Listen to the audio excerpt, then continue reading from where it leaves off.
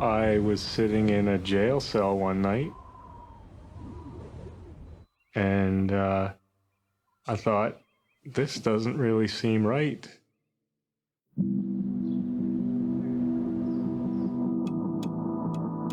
It was the weekend of July 2nd and 3rd, 2016. I was in Toronto for a friend's birthday. Everybody was kind of over the top drunk. When we get back to the apartment, I felt sober at that point. I felt like I was okay, and I remember making a conscious decision to get in my car and drive home.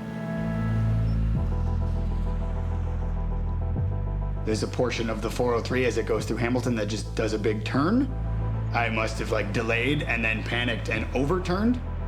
I exited the left lane, I shot right across all the other lanes of traffic, and I hit the concrete barrier on the other side, going very fast.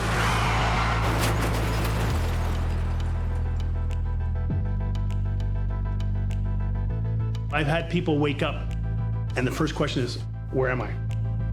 And I say, you're in the back of a police car. He says, what am I doing here? He says, you smashed your car up. You can't take away that shock in their face, in their eyes, when they say, oh my God, what did I do? Did I hurt or kill anybody? I woke up with the airbag deployed and the entire front end of my car smashed in. A very high percentage of people that get stopped for impaired driving, they convince themselves this will never happen again. Police arrive, run the plates, and look at my history, which would reveal the previous DUI. I believe at that point I was charged with driving while intoxicated. My idea was to just plead guilty to it. I have a sister who works in the corrections field. She told me that in her entire career, she had never seen anybody not go to jail for what I had done without completing treatment. I went to rehab in Guelph, Ontario, for 35 days. And that's where I met Scott Grandy.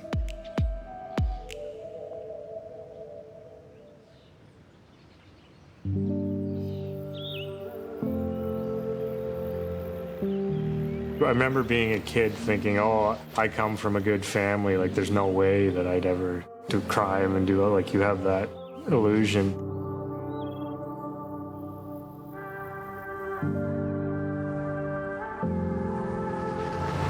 I was cross-country skiing 3 weekends ago, and it was a beautiful day. It was just so peaceful, and I would just remember thinking to myself, like, why didn't I get addicted to this? Like,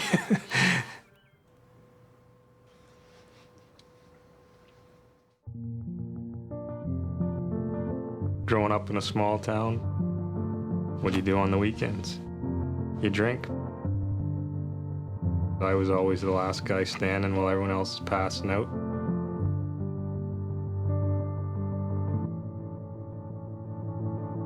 Progressing through the teens, 18, 19, all the way through my 20s, it was every weekend.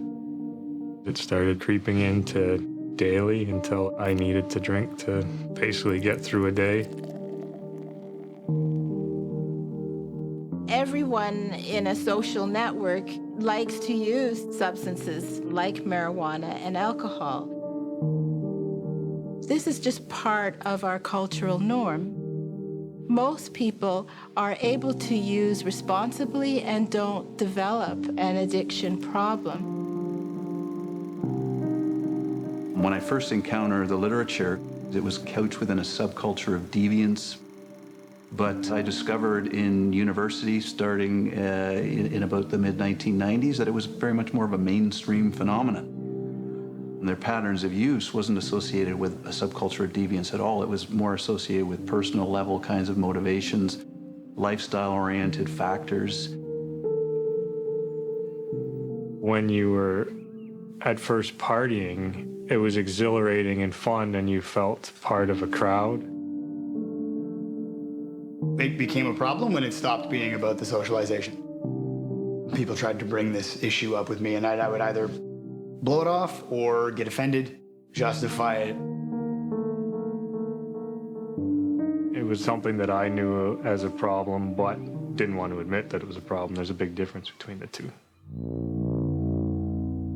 Acknowledging that I was an alcoholic, it's been about 8 years. Through that, I've gone through a divorce, had a successful business that I built up myself, bankrupt it, 2 stints in rehab center, 2 run-ins with DUIs, and in turn, a weekend prison sentence.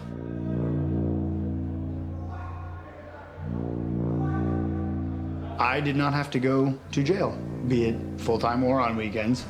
I was just sentenced to 1 year probation, a 3-year license suspension, and then 3 years with a breathalyzer. The same thing that Scott got, but minus prison. My first DUI, I might have been 31 or 32. The second one, 37 maybe. I'd been drinking for most of the day and then thought that I was fine to drive home. When we get impaired calls, we either get a 911 call from a citizen or we get calls from bars, and surprisingly enough, drive-thrus.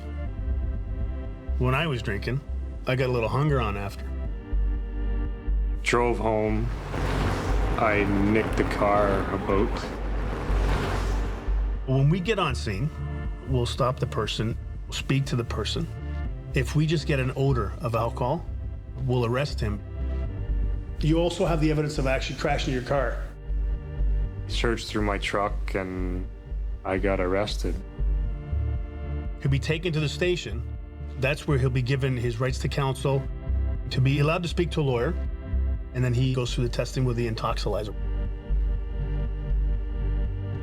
If they register 80 milligrams, then the charges are impaired, overrated. There are 2 charges. Then I spent that night in prison and got out and started drinking again. We also have situations, unfortunately, where the impaired driver gets in an accident. Then you're looking at impaired driving causing bodily harm. The worst case scenario is driving while impaired and causing death. I'm so grateful that I didn't kill anybody. I knew that drinking and driving's wrong. Once I was drunk, it didn't matter. I still would have done anything to get a drink, and I did. After I got arrested, I was getting the shakes, the sweats. I started detoxing really, going in a really bad place. So I spent 4 days in the hospital. Someone came in, tore a strip off me, and I mixed hand sanitizer with juice.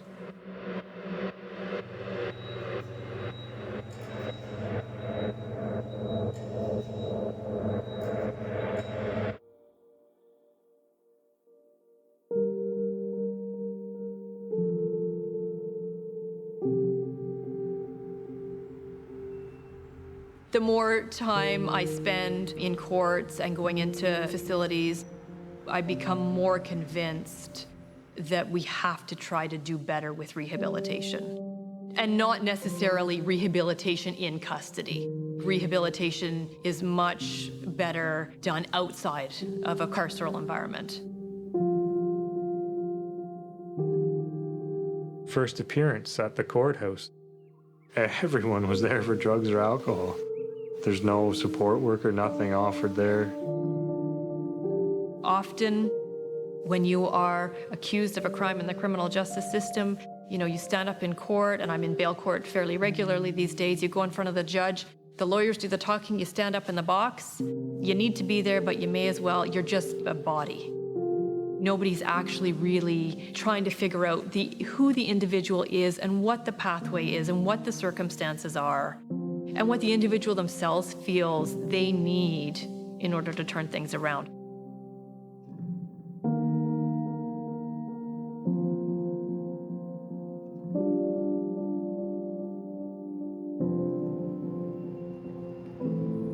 I used a framework called the lifestyle framework, which is concerned with patterns of behavior in everyday life and how people explain and justify them. Use for leisure, for work, as a form of adjustment to difficult circumstances, people who use for various conditions, as a sleep aid, for pain. In the last 20 years or so, the subculture of deviance approach has been largely disproven because really the deviants are those who haven't had some level of experimentation with those substances. At some point in history, certain drugs got labeled as good and certain drugs got labeled as bad. Profits that are made from brewers and distillers and tobacco manufacturers and pharmaceutical companies that account for those particular drugs being labeled on the good side. There aren't good or bad drugs, there's good and bad relationships with drugs. There is a stigma associated with the label that you carry as an addict or a drug user. It further pushes addicts and drug users into the shadows. Once you're in the shadows, you're not in a position to have open discussion.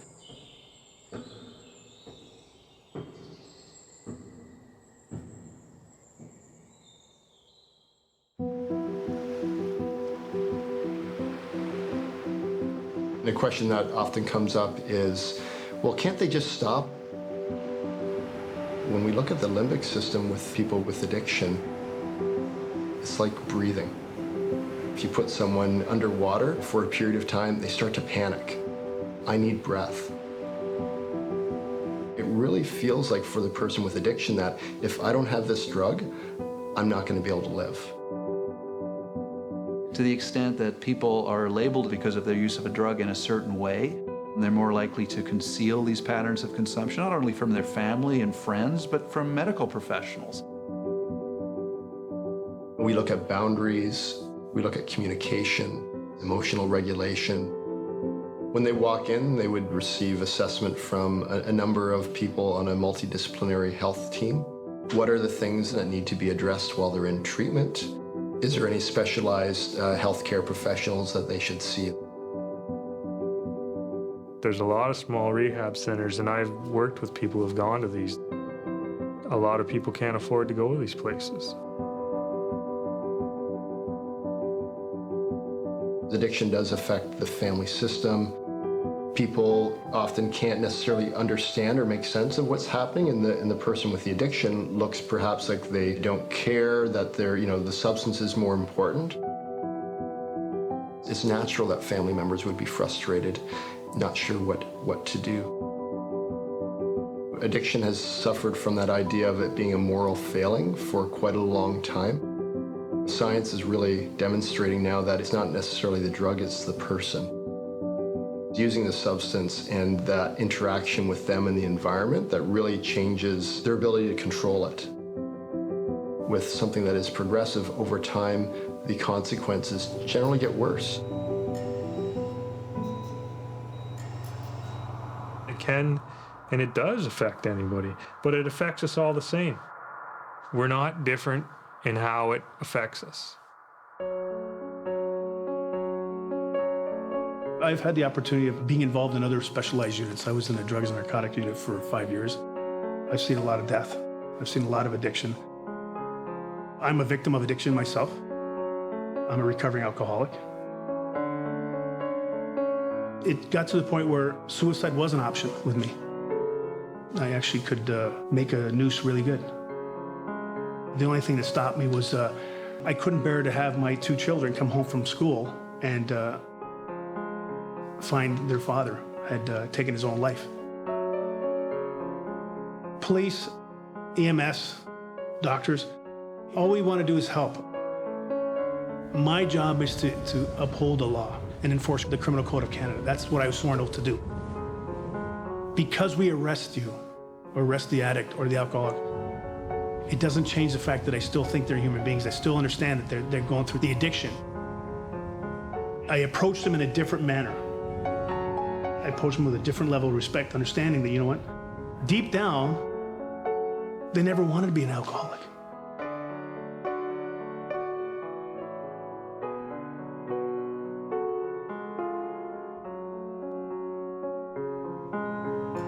Right now, I'm recovered from my obsession with alcohol. I'm not cured, and I can unrecover in a heartbeat. But as of now, because I'm working the 12 steps, I don't have the obsession. Mucking the book is you go through every line of the first 86 pages of the AA Big Book. There's a lot of questions in there, yes or no. It just beats you up. Like, have you ever stolen for disease? And people, oh yeah. You know, have you hurt people? Oh yeah. You write down every skeleton in your closet. They say you have a spiritual experience. Like I said, I'm not a religious person. I'm not, but as I did it, I just felt lighter and lighter. And I remember one of the last things when I was reading Resentment, I had written on the page myself.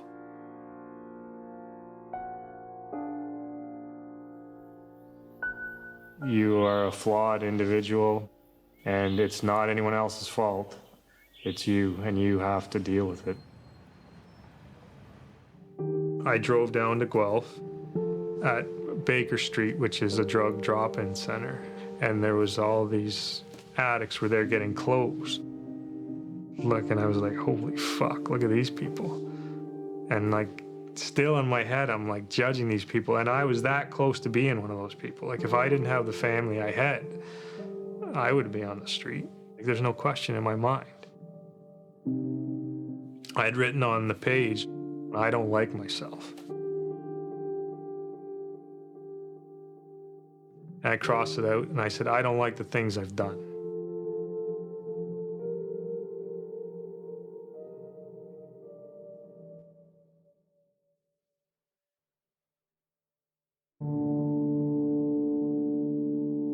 I knew, I think, the day I was driving in for the verdict, that I was going to be found guilty. When she said guilty, I was just like, okay, well, where do we go from here? It's not her fault. She's doing her job. And if I had have blamed her, it's just a cycle going on and on and on. My lawyer said, I think we've got a really good chance for appeal. And I just said, no. If I keep pushing this off, then I'm never going to move on from it. So then I had sentencing. And so it was a month later, but I had finished the 12 steps by the time I had gone to prison.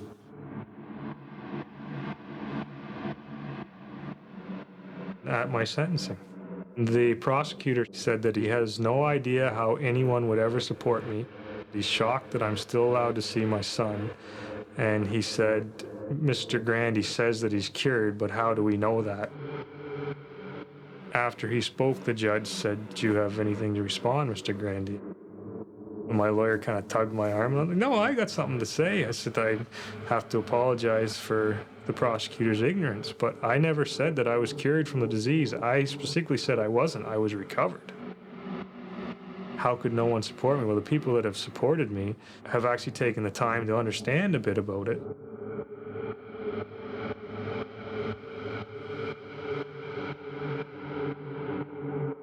I think I got sentenced to 60 days. I don't even know.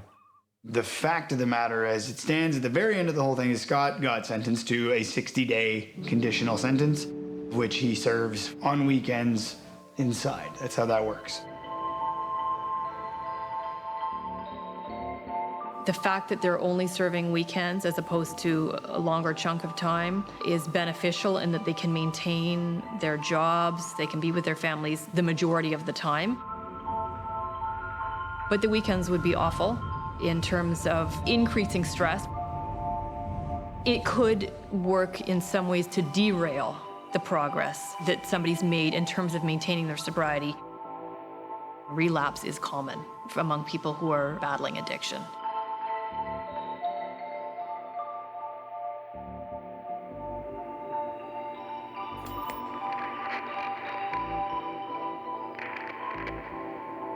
We need to have a better understanding of teaching drug-related education about drugs as opposed to against drugs. I think increasingly we're taking a harm reduction approach. It's not the use of substances per se, it's the harmful use of substances. My idea of an alcoholic was not what I was doing. It was that person on the street. An addict was someone who was on heroin. We never see those in Perry Sound. 1 in 5 people in North America will develop addiction. It can be anything from tobacco to alcohol, marijuana, stimulants such as crystal meth, cocaine. It can also involve prescription medications. There are the 3 main criteria that psychiatrists use to diagnose a substance use disorder. Is the use heavy and problematic? Is the use causing clinically significant health problems or distress? Is there evidence of physiological changes? Through evolution, the brain has been designed to favor unexpected rewards. There are 3 main centers in the brain that substances of abuse hijack. One is the nucleus accumbens, which is the pleasure center of the brain. Stimulants like cocaine, crystal meth, cause extremely high levels of dopamine to be released in the nucleus accumbens. So they feel an intense euphoria. When they used, they enjoyed music more. They felt they were more creative. Unfortunately, what happens is when they stop using, then they can deplete their dopamine, and then they can feel very depressed, fatigued. The second is the ventral tegmental area of the brain, which is the part of the brain that has to do with wants and craving. Thirdly, technically it's called the dorsolateral prefrontal cortex, and it's involved in self-control, social rules, morals, organization. You would wake up if you did sleep in the morning and your legs would be throbbing like you'd run a marathon because they'd just been so intense and shaking, and you would be completely disoriented. Because the alcohol is present in the brain all of the time, and the alcohol actually slows the person's brain functioning. When the alcohol leaves their system, that can lead to excitation of the brain. Insomnia, tremor, agitation. They can even have severe symptoms like seizures. Evidence of physiological effects occurs when a person needs more and more of that substance just to feel normal. Alcohol has been associated with shrinkage of brain cells. It's a little bit like the cucumber. If you put it in vinegar, it turns into a pickle, and that's because the cells have shrunk. And then that can interfere with how the brain functions. I'd never see things, but I'd hear things, and I'd just be on edge. Psychosis is when a person has an altered experience of reality, as though it's coming from the outside world, but the sounds or the voices are actually produced by their brain.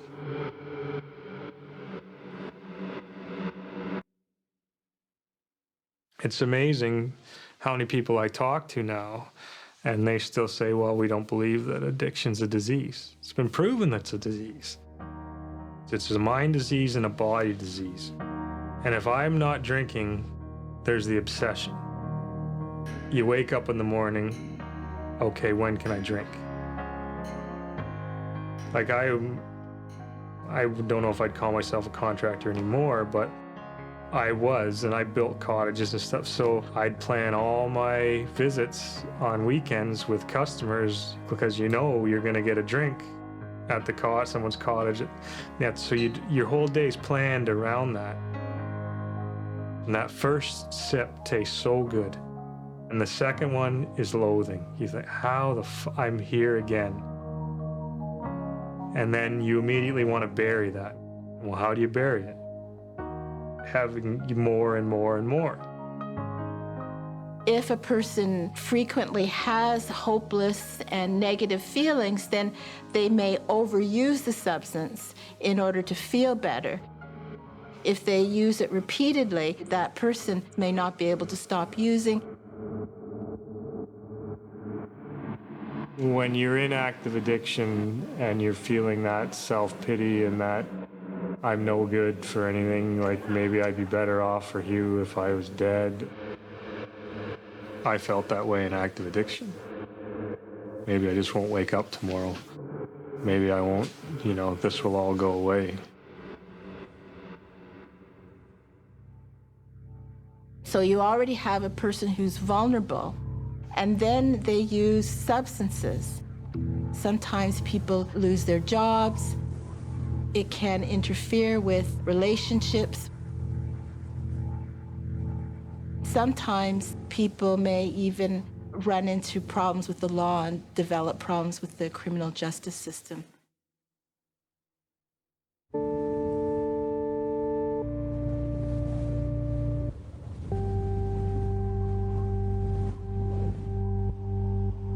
Central North Correction Center in Penetanguishene.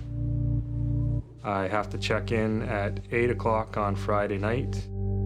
Then I'm there Saturday, Sunday, and I leave 7 o'clock on Monday morning. This is one of the big questions in the academic literature is, can you successfully rehabilitate and punish at the same time? The very specific question, does custody act as a deterrent to crime? The answer is overwhelmingly that it does not.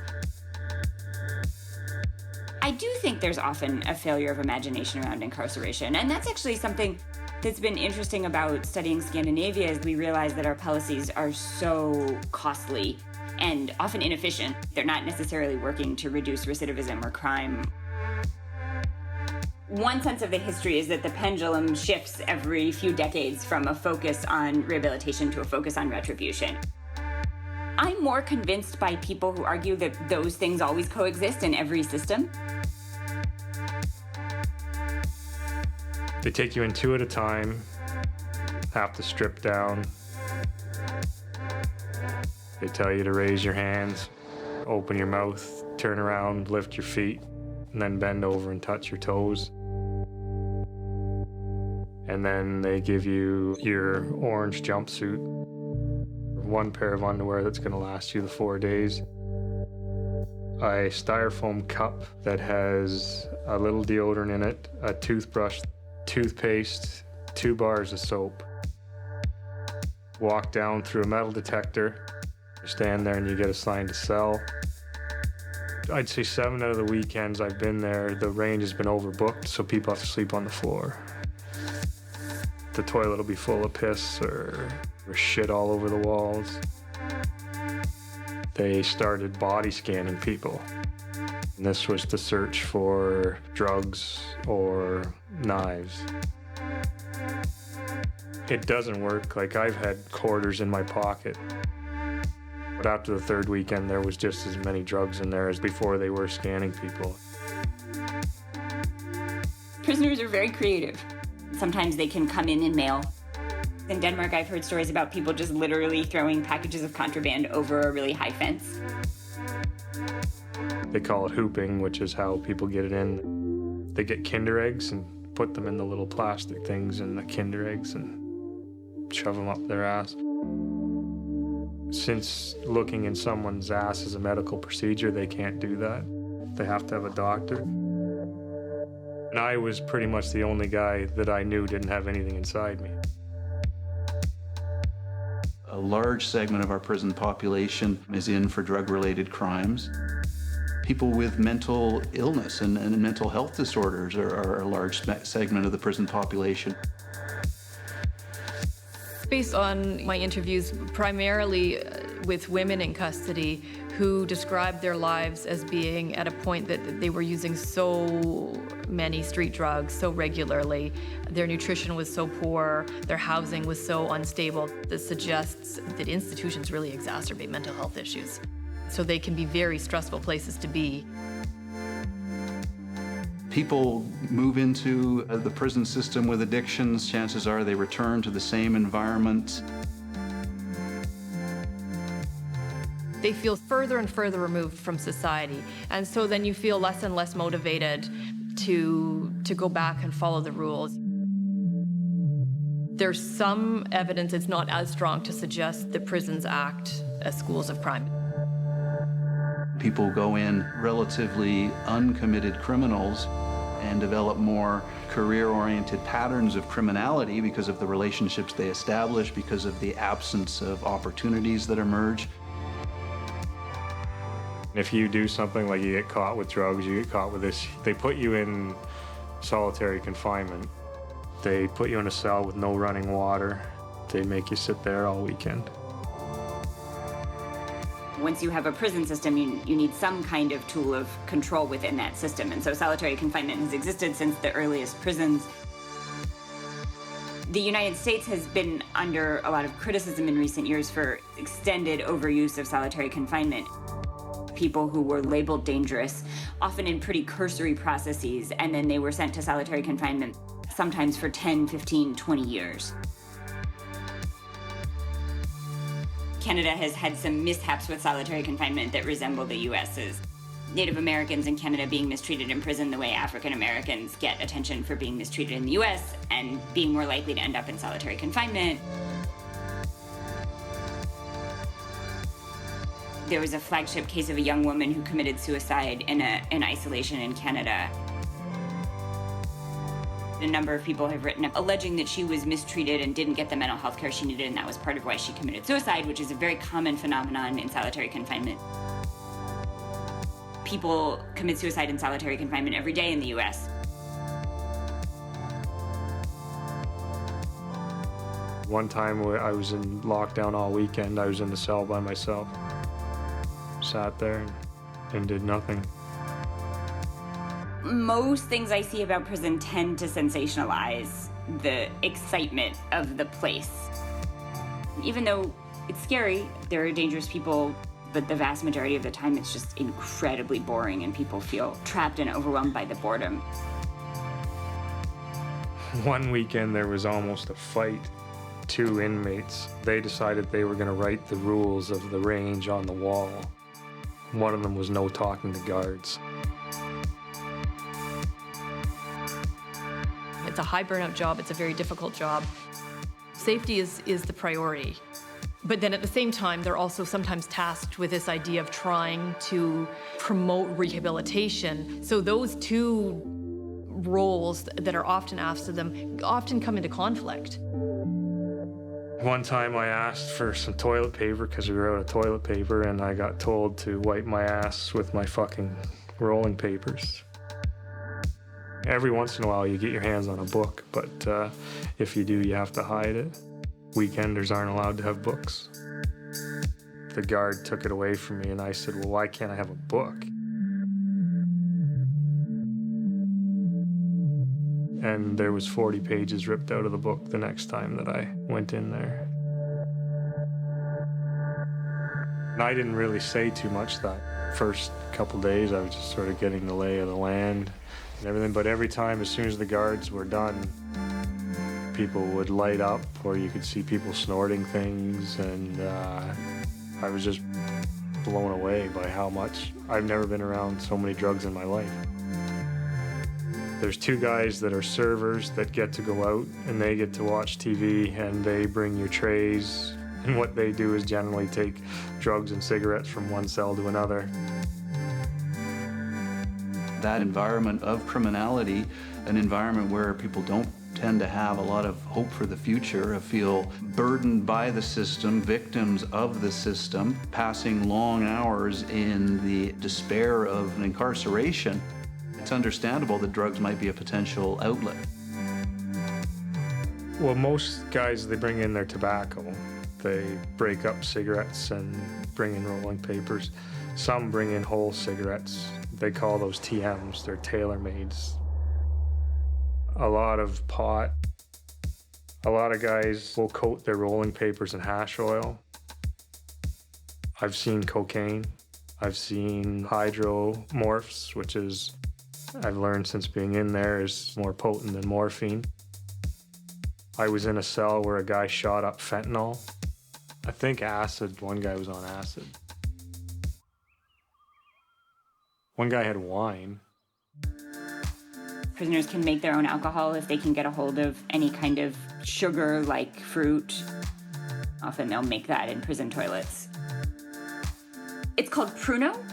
Crash course in prison culture. If I wasn't in solid recovery, I'd be screwed. My cellmate left early, and there was 2 hash joints right there.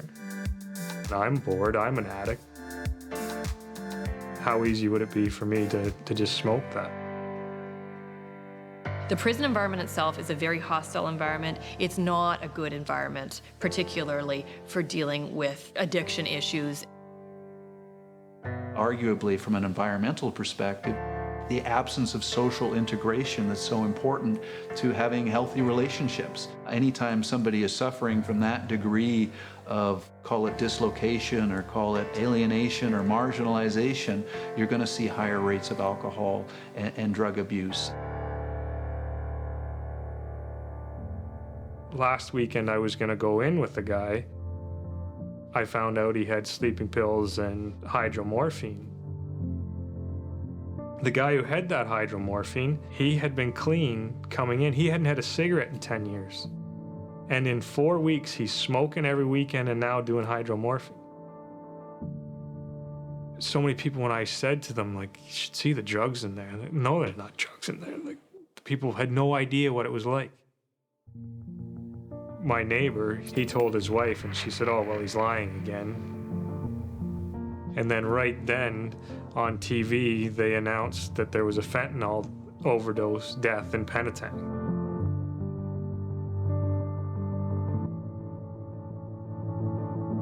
And I was there for it.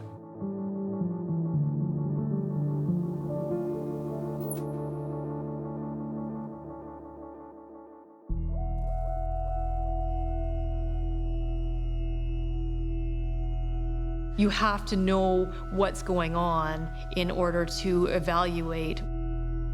And if we want to make some changes, what are the best changes to make? Prison systems just don't collect the kinds of basic data we need to think about what would work better. I think that's true of many criminal justice policies, that we don't have basic information about who's in prison, where, and why that can help us think about what the right kinds of programs to develop for those people might be. Must have been the second weekend that I was going in. My mom came out to look after my son. My brother is a social worker who works in prisons in the Yukon. And she said, well, Cameron says that in Portugal, all drugs are legal. If you look at the rates of criminal charges, possession of small amounts of marijuana is one of the main reasons people under the age of 18 are charged in the criminal justice system. What they do if someone gets caught with a certain amount, they go in front of a tribunal and they assess the person's problems. It's kind of like a rehab, but you actually work while you're doing it. So you work to pay for your room, so it makes them feel a part of life. There's been examples of decriminalization in other countries. And in these places, the sky hasn't fallen. Norway and Denmark and in Holland, recidivism in these countries has dropped significantly. It's too easy to lose sight of the fact that if someone is locking you in your room at night, you have lost a certain kind of freedom, and that's the foundation of punishment. I sort of like to preface talking about Scandinavia with that, because I think people see the pictures and they think no one is experiencing any punishment or no one is suffering in the system. And I think it's important to realize that their freedom is still being taken away in very significant ways. Abuses can still happen in that system. In many ways, their prisons run much better than ours. They have enough variety in conditions and enough resources to really tailor responses, from everything to helping people get a college education to drug treatment. the kind of mental health treatment they might need. It costs an awful lot of money to imprison people on a daily basis. Estimates are that it costs $70,000 to $80,000 per prisoner per year to keep someone in solitary confinement. Time and money are better spent addressing the issues that led people to commit crime in the first place. They will spend $9.25 million on a scanner to keep drugs out. How many counselors could that get? And everyone's in there for drugs or alcohol, pretty much. I'm a repeat offender, that's why I'm in there. The people that I'm with, a lot of them have been in there 6 or 7 times. It seems logical that if you don't actually deal with the addiction, they're just going to keep cycling back through. Both times that I was charged with DUI, I had said right away, I'm an alcoholic. I haven't been offered help once through the system. I'm not saying that there shouldn't be a punishment, but the way to do it, to just completely belittle and dehumanize, isn't helping.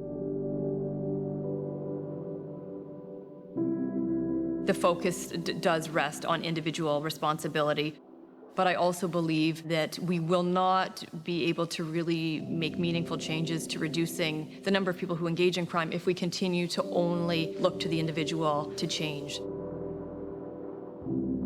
For the law to be effective as an institution, it needs to have a certain level of legitimacy.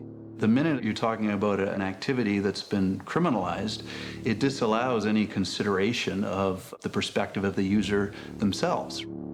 Even if you're not treating them as criminals, instead treating them as addicts, once somebody has been labeled that way, that has profound implications for the way they see themselves, the way that they are treated by society as a whole. 1 out of 5 people end up in the justice system. That's a lot of people.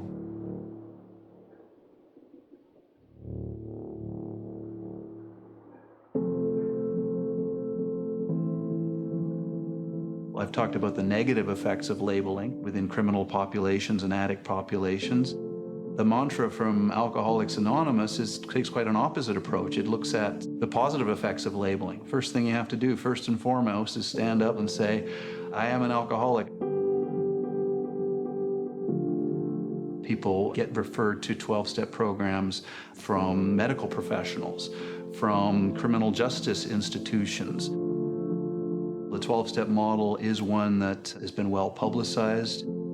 It's well known. We don't have a really good understanding of success rates because not a lot of research goes on because of the concern for anonymity. Many people who have alcohol-related problems, that kind of model doesn't necessarily fit for them. They find it patronizing. They find the level of monitoring and scrutiny far too restrictive. It's not everybody's idea of an effective intervention program because it is so dogmatic in its approach. If addiction is recognized as a medical problem, it stands to reason that it should be a medical solution. For example, they have a drug called antabuse. You take the drug, and if you drink even a sip of alcohol, you get sick to your stomach. AA isn't a medical solution. It relies on the medical interpretation of the problem and adopts a solution that is more social support oriented. Oftentimes, without really engaging in support with other people, it's really hard to think your own way out of an addiction. Scott went twice, and the second time he was thrown out for creating what they called a hostile recovery environment, I think. My last stint ended up with me being asked to leave because I called a guy a fucking dickhead. It was basically just getting in a fight with somebody else who was there, who he'd overheard talking about confidential stuff outside of the group, and he didn't like it. And they got into a spat, and both were thrown out. I went on a week bender after that. Why can't you stop? I tried everything I could, even though most of it was half-assed because I didn't really give myself up to, hey, I'm an alcoholic. I need to work with other alcoholics to keep myself sober. Not saying that I'm not an asshole at times, but I'll sit there and say, you know what, today I did this. I felt good and I stayed sober. This is what I did to work the program.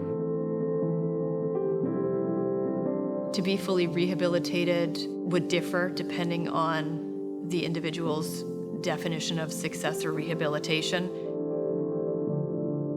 It could be that they have a job now, that they have their children back, or that they have maintained custody of their children, that they have a relationship that they find is healthy and fulfilling. Those are all areas of their lives that could have been in complete chaos and are certainly made very challenging when you go into custody for a period of time and when you have an active drug addiction.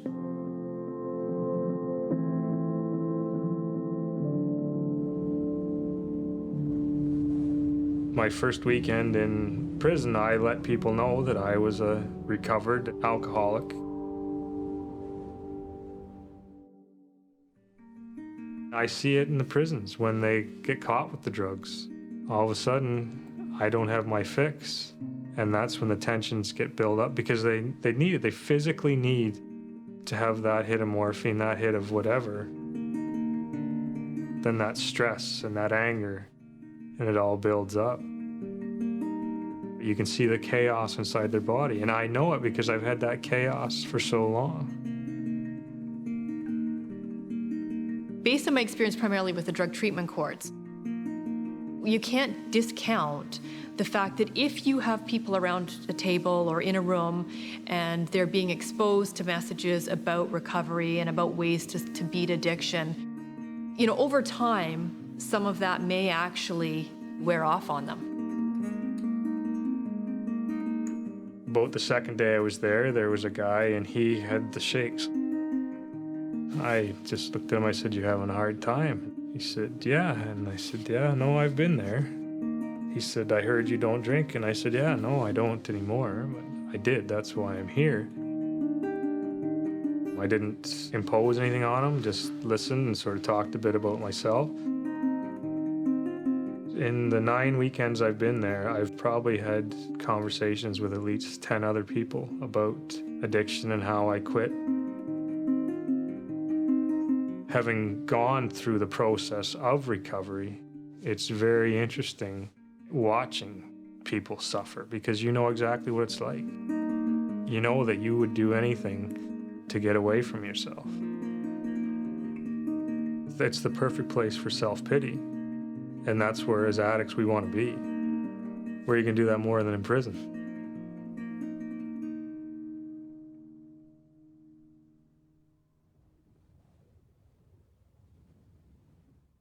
The last weekend was the worst. The last weekend was the weekend that I almost, gave into this. They turned off the hot water, so it was freezing. Then they opened up all the vents. Everyone was huddled in a corner, trying to get body warmth. They had the fans blowing this freezing cold air in. I was still wet from the shower. And then they ended up locking us in for the rest of the weekend after. I made sure I didn't allow myself to get buried in those negative feelings because I had a goal to occupy my mind when I was there. It would have been easy for me to go in on Friday and take an extra $60 and give it to a guy and have hydromorphine and sleep all weekend. That sort of anxiety creeped back in, which I remember having to tell myself, don't let this, don't ruin it on this last time.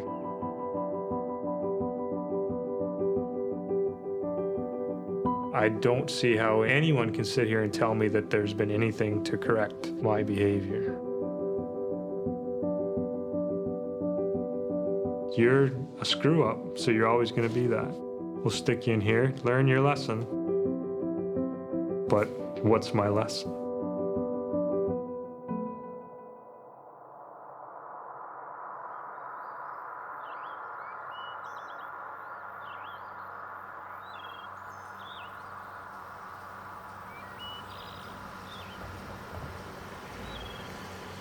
So when you're building, if you have a bad foundation, nothing's going to be beyond it.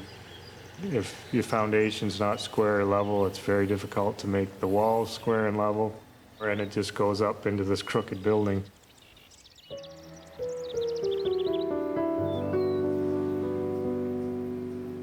We are on Georgian Bay in the township of Carling, just outside Parry Sound, at a cottage that I have framed for the Starshnick family.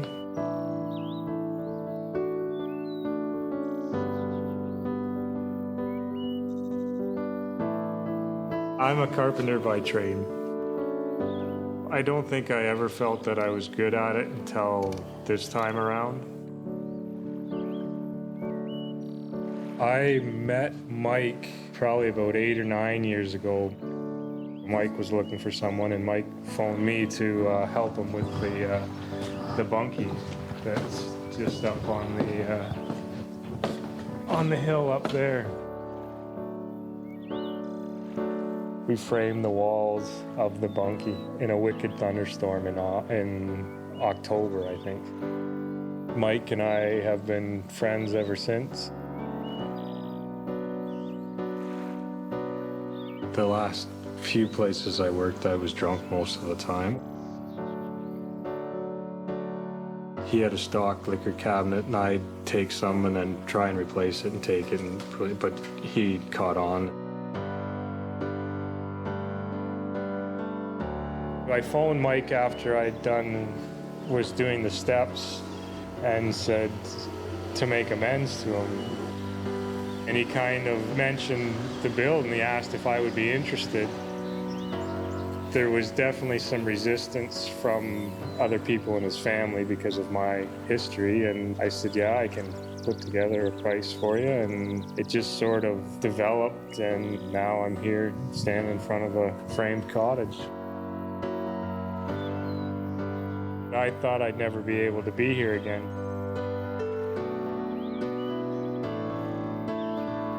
When I was getting sentenced, I said to the judge, I've always wished that there was a pill I could take, and it's done. I'm not an alcoholic anymore, because I wanted the quick fix.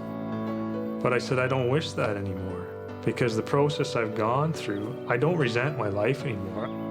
I had meaningful things in my life, but my life had no meaning. And now my life has meaning. I'm able to be productive, put back in the stream of life, much better friend, a much better partner, a much better son, a much better father to Hugh.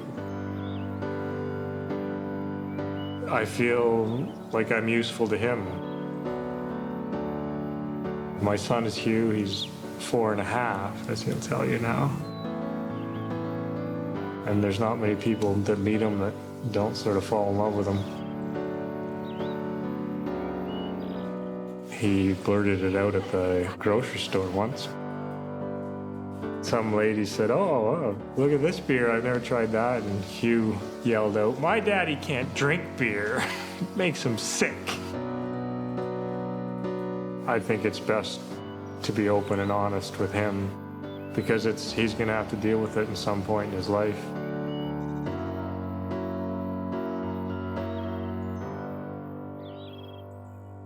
My role as a parent is to teach Hugh there's so many things in life that are enjoyable, and they're much more enjoyable if you're sober. I muck people. I take people through the big book. It keeps me sober, and I work with a lot of people. He says, when you're mucking people, are you helping people, Dad? I said, yeah, I am. I always had this fear that, I was going to be the alcoholic father and he wouldn't be proud of me. And he announced in front of a bunch of people, my dad helps people.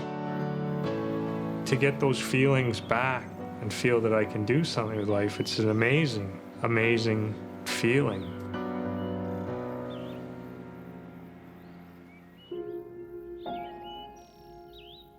Being able to recognize other people who have done perhaps similar things and find the goodness in them allows someone to say, hey, you know what?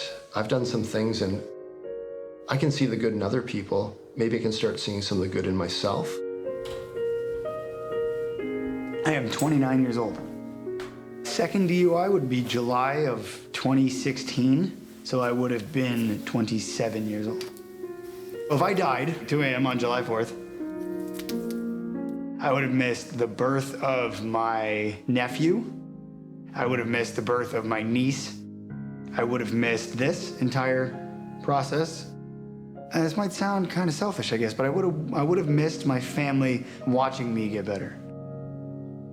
I didn't understand how far I'd kind of strayed and strained relationships in my family, with my sisters, with my parents. I would have died having never really had an appreciation for how fortunate I am in my life.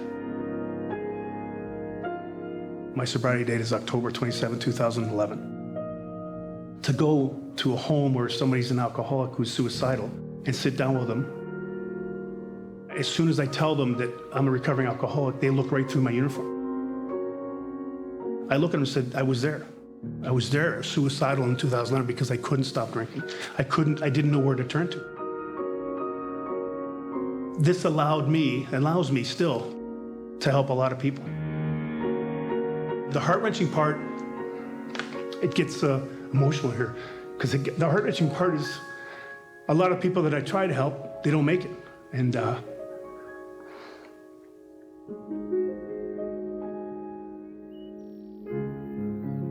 there's going to be plenty of situations in my life that are going to be terrible, but I can get through it. We'll continue to work hard to be where we are in life. It's a great place to be.